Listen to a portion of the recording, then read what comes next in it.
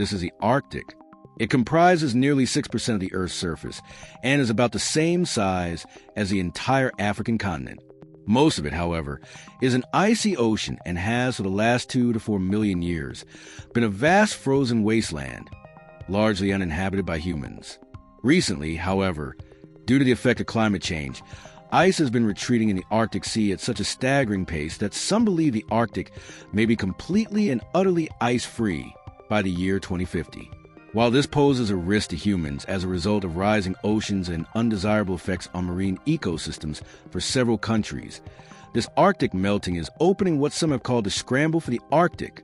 In fact, by the middle of this century, some experts are predicting that a new transpo shipping passage will open across the Arctic Ocean via the North Pole, a passage that will provide significant shipping and military advantages to the nations who control those waters and many nations. In search of new resource-rich areas and strategic economic and military advantages are quickly mobilizing to claim the once-frozen Arctic as their own. In 2008, then President of Russia, Dmitry V proclaimed our first and main task is to turn the Arctic into Russia's resource base of the 21st century, and Russia has been attempting to do just that. Since 2007, Russia has reopened at least 50 Soviet-era military bases in the area, including the refurbishment of 13 air bases, 10 radar stations, 20 border outposts, and 10 integrated emergency rescue stations.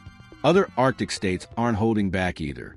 In 2018, for the first time in 27 years, NATO launched an aircraft carrier inside the Arctic Circle in 2020.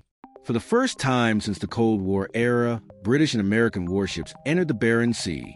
North of Norway and close to Russia's main military posts, U.S. Vice Admiral Lisa Franchetti, the commander of the U.S. Sixth Fleet, who commanded the operation, commented in these challenging times, "It is more important than ever that we maintain our steady drumbeat of operations across the European theater.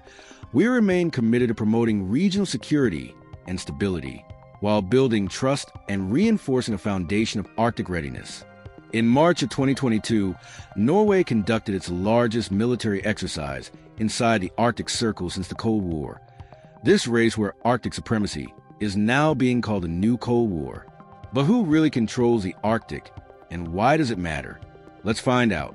The United States through Alaska is one of 8 countries contending for the sovereignty of the Arctic's frozen seas, along with Canada, Denmark via Greenland, Finland, Iceland, Norway, Russia, and Sweden collectively termed the Arctic 8.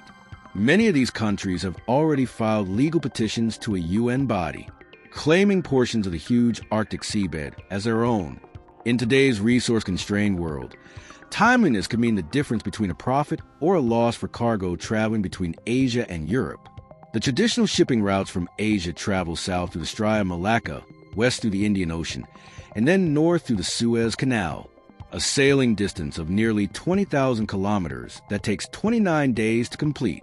Contrast this route with a northerly route term, the Northern Sea Route, that travels north up the east coast of Russia, through the Bering Strait, and west along Russia's Arctic waters.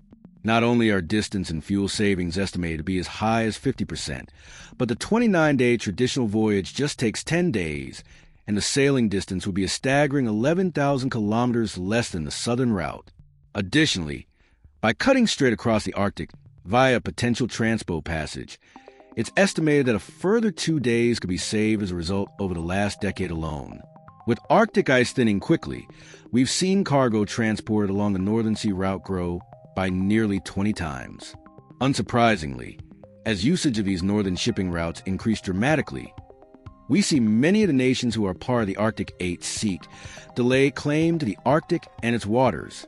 So how are nations currently seeking to stake their claims to the Arctic? Let's explore in 1982, the United Nations Convention on the Law of the Sea, also called the UNCLOS, was adopted and signed. This international treaty specified how and to what extent a country might assert sovereignty over waters extending from its borders, including those extending into the Arctic. It essentially works like this. Nations have exclusive rights to natural resources within 200 miles or 340 kilometers of their coastlines. These areas are called EEZs, or exclusive economic zones. And for any claims beyond the EEZ, nations must prove that the seabed is physically connected to their nation's continental landmass. Where a country believes that an area is connected to its continental landmass, it must provide scientific evidence proving its claim to the Commission on the Limits of the Continental Shelf, which is an unappointed body who adjudicates these claims, notwithstanding the formality of the current unclothed claims process. The Arctic 8 countries have been quite creative in their attempts to claim ownership. In 2007, for example, Russia adopted a simple but creative strategy. 2 Russian submarines dug below the ice of the North Pole and placed a Russian flag on the seafloor. It was the first manned expedition to reach the pole of the Arctic Ocean. Russia's motivations went beyond simply planting a flag. The explorers also gathered water and sediment samples for study, in an attempt to prove that the ridge beneath the pole is an extension of the Russian land. Canada, which had previously claimed some of those same lands, was indignant. This is in the 15th century Canada's then Foreign Minister Peter MacKay stated, "You can't go around the world and just plant flags and say, we're claiming this territory." However, the real elephant in the room is that the Arctic is estimated to hold up to 22% of the world's undiscovered oil and natural gas, resources worth trillions of dollars. Since this mineral and resource wealth is now theoretically reachable, the race to claim sovereignty over the Arctic has reached an all-time high by virtue of Russia's northern geography and massive size. The Russia coastline accounts for over 50% of all Arctic Ocean coastline. Russia cites this statistic often in its claims over the Arctic.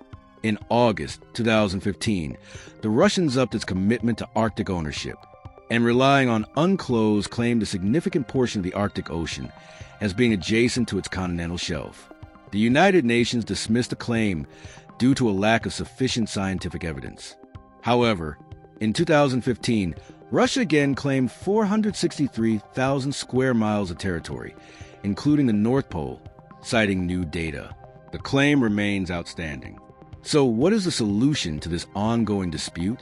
While the UN claims process seems quite straightforward, actually proving that a portion of the Arctic is connected to a nation's continental shelf and that there's no overlap between continental shelves is a long and arduous task, requiring long and costly scientific expeditions. As a result, a number of solutions have been proposed to settle disputes between rival claimants to the spoils of the Arctic, such as using pie slices, extending national borders, all the way to the pole extending Arctic borders, equidistant from coastlines, extending exclusive economic zones, out a further 200 nautical miles from current EEZs, and many others.